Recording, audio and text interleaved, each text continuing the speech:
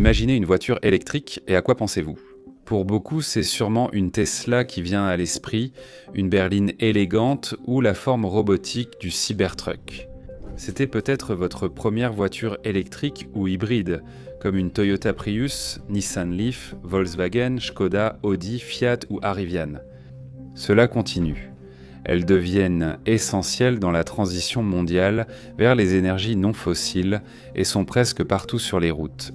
Les fiers occupants de petites places de parking avec la borne de recharge à disposition.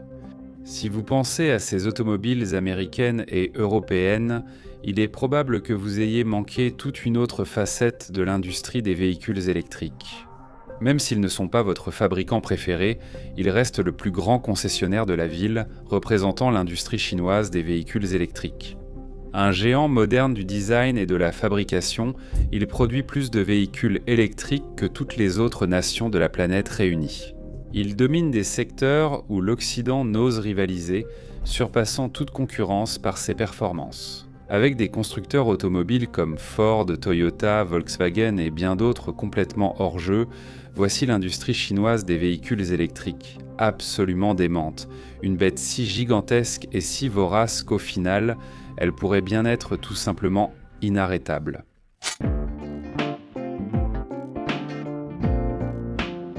Pour une nation qui s'est lancée à fond dans l'automobile électrique relativement tard dans l'histoire moderne, l'idée des véhicules électriques fait partie de l'ambition chinoise depuis étonnamment longtemps. Dès les années 60, les planificateurs maoïstes voulaient déjà créer une industrie du vélo électrique. Une idée qui serait relancée sans succès dans les années 80, puis qui prendrait véritablement son envol au tournant du XXIe siècle. C'était surtout pour réduire embouteillage, pollution et risques. Avec l'utilisation massive de motos à essence à travers la Chine, le passage au vélo électrique s'est répandu comme une traînée de poudre, avec plus d'1 million de vélos électriques vendus rien qu'en Chine en 2005. Les données du département de l'énergie des États-Unis montrent que les Américains n'ont acheté qu'1 million de vélos électriques en un an. Pour la première fois en 17 ans après que la Chine ait vu 10 fois ce chiffre maintenant.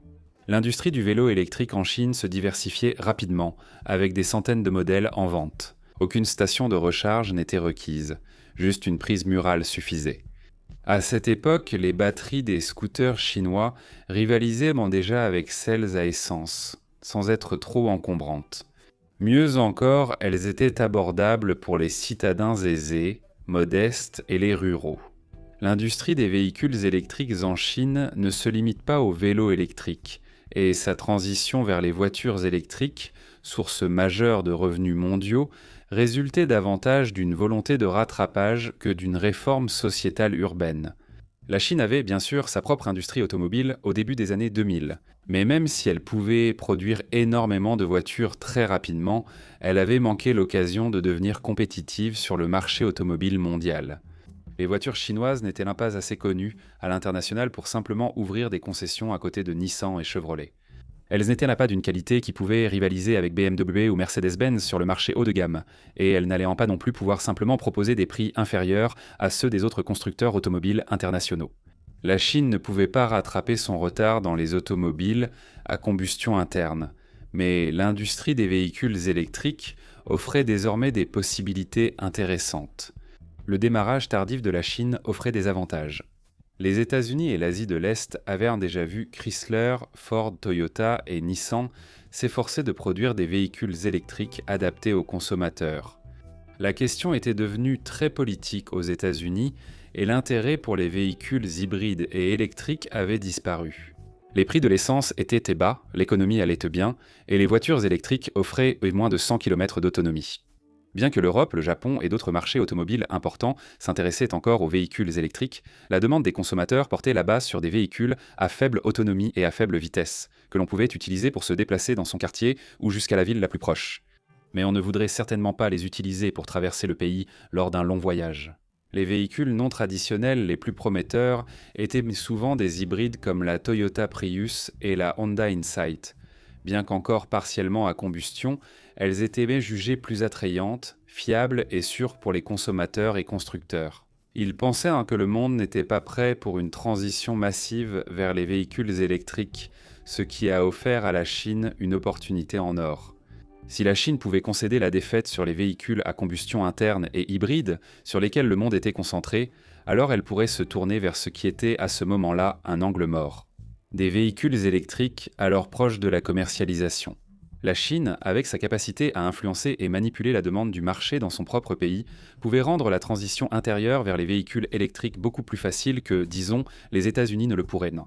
Et si elle pouvait investir tôt dans la recherche et le développement, en profitant d'une économie en pleine croissance, alors la Chine ne pourrait pas seulement avoir n'importe quel véhicule électrique prêt à l'emploi, mais des modèles meilleurs et plus sophistiqués que ceux des États-Unis, du Japon ou de l'Europe. La Chine pourrait ainsi réduire sa dépendance au pétrole international et ses problèmes majeurs de pollution de l'air. Dès 2001, la Chine investissait dans les technologies pour produire massivement des véhicules électriques, préparant une future explosion manufacturière dès l'arrivée des avancées majeures. Le processus n'a pas été facile ni rapide pour la Chine, mais a connu plusieurs coups de chance. Pour faciliter le processus, et grâce à ses avantages inhérents en recherche et en fabrication, elle a tout de même progressé rapidement. En 2007, un ingénieur automobile avec 10 ans chez Audi et des références a testé le premier roadster électrique de Tesla en 2008, nommé ministre chinois de la Science et de la Technologie. Il est reconnu pour avoir fait de la recherche et la production de véhicules électriques une priorité en Chine. Ensuite, la Chine a commencé à subventionner massivement les entreprises de véhicules électriques afin de les aider à traverser les années difficiles de développement et de faibles ventes, et aussi pour inciter les clients potentiels à acheter les produits qu'elles proposaient. Avant que le consommateur chinois n'achète des véhicules électriques, la Chine a confié à ses constructeurs la production de véhicules électriques pour le transport public. Dans les grandes villes, les dérogations qui rendent habituellement l'obtention d'une plaque d'immatriculation difficile étaient accordées à toute personne prête à acheter un véhicule électrique. Chaque ville a lancé ses propres programmes pilotes pour diffuser la technologie comme elle pensait assurer le succès local. Les constructeurs automobiles individuels, pas seulement les entreprises chinoises nationales, étaient invités à profiter de tous ces mêmes programmes de subvention et de ces aides, s'ils le souhaitaient. Tesla, en particulier, a été courtisé de manière agressive, et cette approche a porté ses fruits. Tesla a ouvert sa première Gigafactory à Shanghai en 2019, construite en moins d'un an. Aujourd'hui, près de la moitié des voitures Tesla y sont produites. L'industrie chinoise a dû atteindre, voire dépasser, la norme Tesla. Aujourd'hui, c'est Tesla qui doit suivre le rythme des fabricants chinois de véhicules électriques, pas l'inverse. Côté technologique, des avancées rapides ont accompagné l'évolution de l'industrie. La Chine a mené le développement des batteries au lithium-fer-phosphate, plus sûres et économiques. Cela posait auparavant de vrais inconvénients face aux batteries lithium-nickel, manganèse, cobalt, largement utilisées pour développer les véhicules électriques. Aujourd'hui, les entreprises chinoises de batteries ont surmonté ces obstacles technologiques. La Chine domine aussi de nombreuses raffineries mondiales pour le cobalt, le graphite et d'autres composants de batteries. La Chine a totalement automatisé ses lignes de production et numérisé ses processus de conception et fabrication. Et en ce qui concerne les gadgets high-tech, la Chine est également en tête du peloton. Elle pousse pour des fonctionnalités de conduite autonome, des commandes vocales complexes et d'autres éléments qui créent une expérience utilisateur, rivalisant avec ce que l'industrie automobile occidentale a de mieux à offrir. Même en comparaison avec toutes les voitures occidentales, pas seulement les véhicules électriques. Maintenant, bien que la vue d'ensemble de l'industrie des véhicules électriques en Chine soit sans aucun doute très impressionnante, il faut aussi revenir aux choses concrètes. Analyser de près les véhicules et entreprises ayant dominé l'industrie des véhicules électriques en Chine dans les deux domaines. Il y a tout simplement trop de choses à dire pour que nous puissions présenter un aperçu complet dans un format raisonnable. Donc, plutôt que de dresser une liste exhaustive, nous allons d'abord et avant tout parler des principaux acteurs. BYD est de loin le plus grand constructeur automobile de Chine. Une organisation dont le nom était initialement vide de sens, mais récemment étendu à Build Your Dreams, réalise tes rêves. La fin de 23, BYD a été le premier constructeur de véhicules électriques au monde, et de loin. Même Tesla était devenue la première entreprise de l'histoire à produire 6 millions de véhicules électriques individuels, et elle a remporté un autre prix en devenant le troisième constructeur automobile le plus valorisé au monde. BYD est l'une de ces entreprises qui contrôle chaque étape de son processus de production, de la fabrication des batteries et des moteurs électriques jusqu'aux pièces qui composent l'extérieur et l'intérieur de ces véhicules, jusqu'à leurs puces informatiques, et même le lithium sur lequel reposent leurs batteries. Ces dernières années, BYD a gagné en popularité en Chine et a lancé des marques de luxe, tout-terrain et spécialisées pour s'adapter. Leurs véhicules se sont imposés en Europe face aux modèles électriques et thermiques et connaissent aussi du succès en Australie et au Brésil. BYD propose une large gamme d'automobiles, mais les plus vendus restent les modèles électriques Kin Plus et Song Plus. Ce sont des adaptations de voitures thermiques, mais leurs versions électriques ont tout de même gagné beaucoup de terrain. Les nouveaux Shin Plus offrent une autonomie de plusieurs centaines de kilomètres, 373 miles. Le Song Plus va encore plus loin. Il y a aussi la Dolphin, une voiture à haillons qui est devenue presque omniprésente en Chine en tant que voiture familiale sous-compacte. Équipée d'un système d'infodivertissement moderne, la Dolphin offre 140 km d'autonomie. Elle a récemment été introduite en Europe, Océanie, Brésil, Japon, Afrique du Sud et Asie du Sud-Est. Le SUV Auto 3 possède un intérieur inspiré d'une salle de sport. Il offre une autonomie de 130 km ou 267 miles sur les modèles standards. La plus impressionnante sous BYD est sa super coupée électrique haute performance, la Yangwang U9. Dévoilée en avril 2023 et conçue par Wolfgang Egger, célèbre designer de Lamborghini et Alfa Romeo, la Une n'a été produite en série qu'en août 2024. Mais ses spécifications de performance sont vraiment impressionnantes. Dotée de 4 moteurs électriques totalisant 100 chevaux, la U9 accélère de 0 à 60 en 2,36 secondes. Elle a été chronométrée à 309 km/h, soit 192 mph. Elle possède un système exclusif BYD qui redistribue le couple entre les roues si un pneu crève à grande vitesse, y compris même une fonction de saut vertical, bref, dans laquelle les 4 roues de la voiture se rétractent d'abord, puis se lancent vers le haut, de sorte que la voiture et son conducteur prennent momentanément leur envol. Vient ensuite la Shanghai Automotive Industry Corporation, Motor Corporation, ex-Shanghai Automotive Industry Corporation, principal constructeur automobile public chinois. Shanghai Automotive Industry Corporation est 3e mondial des entreprises de véhicules électriques et hybrides, et 2e pour les constructeurs de véhicules entièrement électriques. Entre ses marques propres et ses nombreuses coentreprises, dont certaines avec Volkswagen et General Motors, Shanghai Automotive Industry Corporation connaît un grand succès avec plusieurs modèles automobiles et s'efforce activement de conquérir les marchés européens.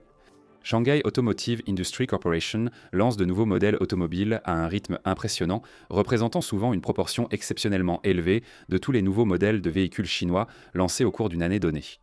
Parmi les voitures les plus impressionnantes de Shanghai Automotive Industry Corporation figure la L, fabriquée par la coentreprise filiale IM Motors, avec en plus une autonomie électrique de 115 km, soit 382 miles. La L7 dispose d'une conduite intelligente, entièrement autonome sur autoroute, semi-autonome en ville, et peut s'appeler ou se garer seule sur demande.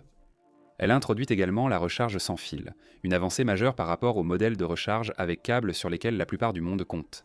La LS6 SUV crossover offre 430 miles d'autonomie et passe de 0 à 100 km/h en 3,5 secondes aux côtés de la L7. Shanghai Automotive Industry Corporation propose la Morris Garages, 4 électriques via sa filiale britannique Morris Garages Motor, une voiture qui peut passer d'une batterie vide à une autonomie de 100 km, soit 124 miles après seulement 5 minutes de recharge. De la même filiale, le SUV crossover ZS a fait sensation en Australie en devenant le véhicule électrique le moins cher jamais vendu dans le pays, et c'est désormais le modèle le plus vendu de Shanghai Automotive Industry Corporation. La société produit aussi le roadster électrique Cyber GTS, accélérant de 0 à 60 en 3 secondes dans le monde entier. 2 secondes avec une vitesse de pointe de 200 km/h, soit 124 miles par heure, et un système de divertissement alimenté par Unreal Engine 4. Parce que, pourquoi pas ? Les filiales de Shanghai Automotive Industry Corporation ont aussi lancé la Rising Auto F, une berline avec plus de 660 km d'autonomie, et la Rising Auto R7, un SUV crossover à autonomie similaire. Le Maxus Mifa 9 minivan électrique offre 650 km d'autonomie, dépassant largement les grandes marques. La question des performances pures se pose aussi. Les modèles électriques chinois les plus rapides rivalisent désormais avec les meilleures voitures de sport internationales. J'ai cité la Yangwang U9 qui atteint 309 km/h, 192 miles par heure, mais ce n'est même pas le véhicule électrique le plus rapide de Chine. L'EEP9 détient le record avec une vitesse de pointe de 314 km/h, 294 mph, avec un châssis en fibre de carbone, une accélération de 0 à 100 en 2,7 secondes et un système de vectorisation du couple. Elle répartit la puissance sur chaque roue. La Xiaomi Sumax, du deuxième plus grand fabricant mondial de smartphones, atteint 165 km/h.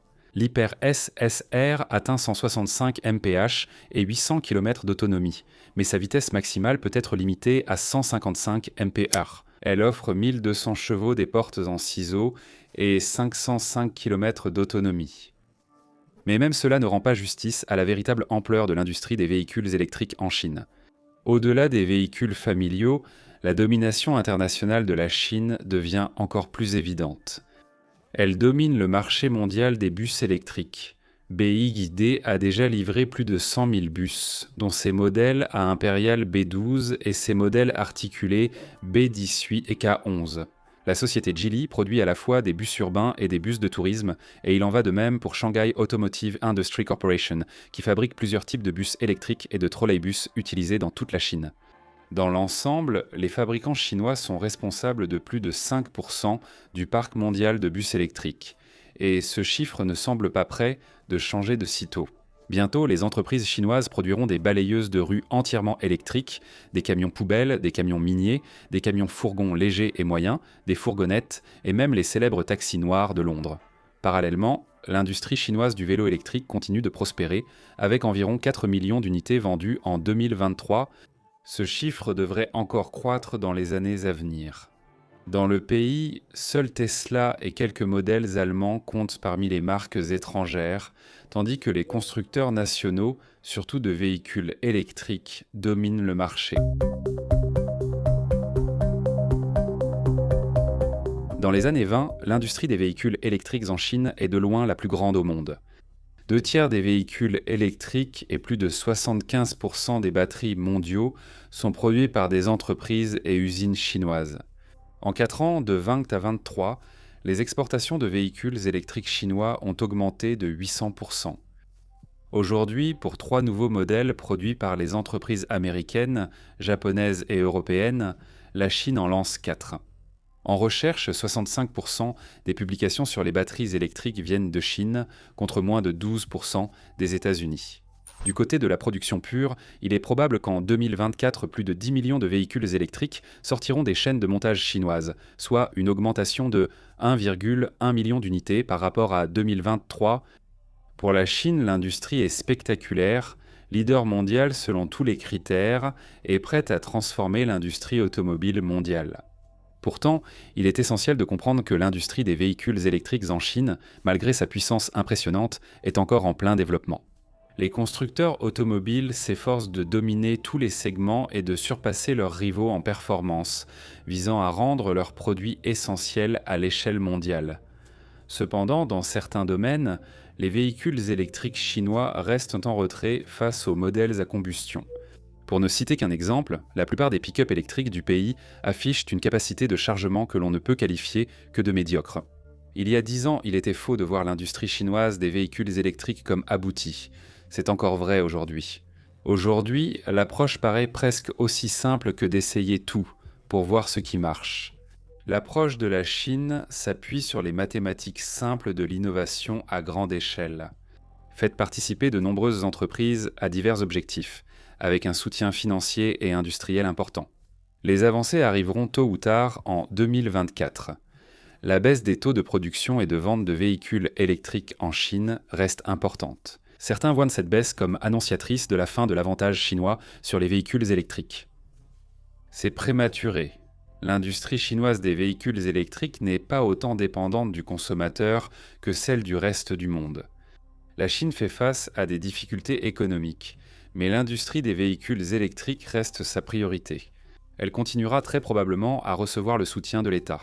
Cela implique l'essor fulgurant de l'industrie des véhicules électriques en Chine a défié les États-Unis, le Japon et l'Europe, bien que leurs véhicules puissent rivaliser avec ceux de la Chine. Actuellement, des signes d'alerte partout à l'horizon indiquent un risque de déséquilibre.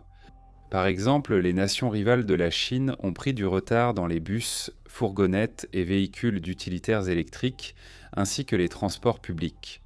Les gros camions électriques, tels que ceux du constructeur allemand Daimler et Cascadia, arrivent à peine sur le marché.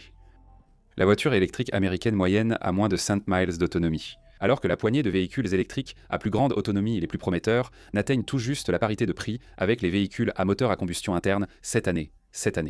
En Chine, les véhicules électriques longue portée sont produits par davantage de marques, à plus grand volume et à des prix plus bas.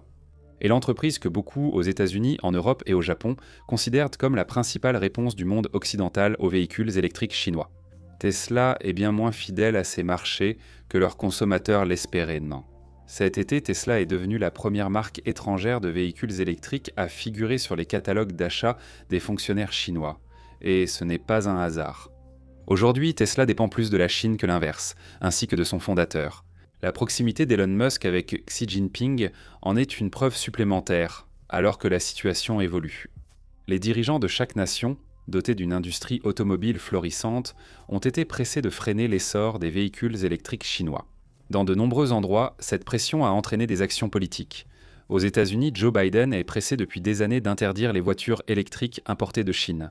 En 2024, l'administration américaine a lancé des enquêtes sur les risques des véhicules électriques chinois pour la sécurité nationale, une préoccupation majeure des dirigeants. Les risques proviennent des données que les véhicules électriques chinois pourraient collecter massivement auprès de leurs conducteurs et passagers, ainsi que de leur utilisation de caméras et de capteurs connectés à Internet pour enregistrer. Selon la Maison-Blanche, voici des détails sur les infrastructures américaines. Une des préoccupations majeures est que ces voitures puissent être contrôlées à distance, potentiellement depuis la Chine, et leur proximité avec des infrastructures américaines sensibles. Les États-Unis ont fortement taxé les véhicules électriques chinois, rendant leur achat non rentable pour les consommateurs. Mais même aujourd'hui, la Chine a trouvé des moyens de contourner ces réglementations. Elle s'installe au Mexique afin que les véhicules électriques produits là-bas et ensuite envoyés directement aux États-Unis ne soient pas soumis aux mêmes droits de douane. Sans ces barrières tarifaires, les véhicules électriques chinois coûtent environ la moitié du prix de ceux des États-Unis, ce qui signifie que la Chine pourrait sérieusement concurrencer l'industrie américaine des véhicules électriques. L'Alliance pour la fabrication américaine a averti qu'un tel scénario serait, je cite, « un événement d'extinction pour l'industrie automobile américaine ». L'Union européenne a augmenté en juillet 2024 ses droits de douane sur les véhicules électriques chinois, renchérissant les coûts pour les constructeurs automobiles, jusqu'à ce qu'ils atteignent entre 17,5% et près de 38%, en plus d'un droit de 10% appliqué à tous les véhicules électriques importés de Chine. Pris ensemble, ces contrôles des prix peuvent ralentir la progression de l'industrie chinoise des véhicules électriques, mais ils ne peuvent tout simplement pas l'arrêter. Hausser les droits de douane pousse les constructeurs et le Parti communiste chinois à réduire encore les prix de leurs véhicules. Certaines voitures, comme la Seagull à haillons de BYD, sont déjà moins chères que les modèles américains comparables, même avec les droits de douane, comme c'est le cas en Chine ou au Mexique. Interdire l'importation de ces voitures chinoises pousserait la Chine à délocaliser la production pour les importer d'ailleurs. Les voitures pourraient alors être interdites. Mais cela risque de déclencher une guerre commerciale avec la Chine, où le reste du monde pourrait souffrir autant, voire plus. Et la Chine continue de produire et d'exporter ses véhicules à un rythme impressionnant. L'élan des véhicules électriques chinois semble inarrêtable. Les indicateurs confirment la pérennité de cette industrie en Chine. Leurs véhicules pourront circuler dans les rues d'Amérique, d'Union européenne, d'Asie et d'autres régions, le moment venu. Si ces gouvernements mondiaux veulent freiner l'industrie chinoise des véhicules électriques, il leur reste du temps, mais ils devront faire bien mieux qu'actuellement. Merci d'avoir regardé.